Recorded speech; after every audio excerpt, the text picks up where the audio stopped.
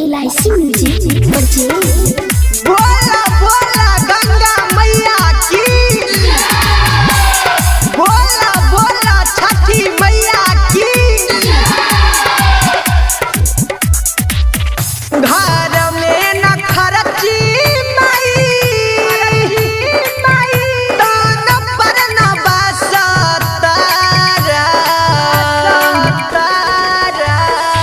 घर में न खर्ची माई, दान पर न बसतारा। घर में न खर्ची माई, दान पर न बसतारा। कैसे करब छठ पूजा, घर में न दान माई। कैसे करब छठ पूजा, घर में न दान माई। कैसे करब छठ पूजा। बोला बोला गंगा मैया की, बोला बोला छठी मैया की। बेटी सहारा जाई तोहरे दुआर हो, जोरे जोरे सुपवा चढ़ैती करती पूजाई हो। हाँ हाँ बेटी सहारा जाई तोहरे दुआर हो, जोरे जोरे सुपवा चढ़ैती करती पूजारी हो। एक दिन खाई लेता दोसर दिन सोची माई।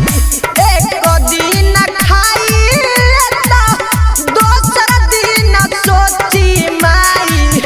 कैसे करब छठ पूजा, घर में न दान माई। कैसे करब छठ पूजा, घर में न दान माई। कैसे करब छठ पूजा, छठ पूजा। बोला बोला गंगा मैया की, बोला बोला छठी मैया की। गलती को गलती सभे करी हम शिकार हो। भइल जवन कसुर माई, रही हम नादान हो।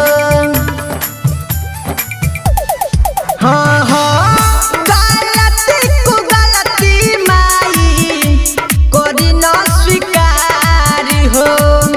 भइल जवन कसुर माई, रही हम नादान हो।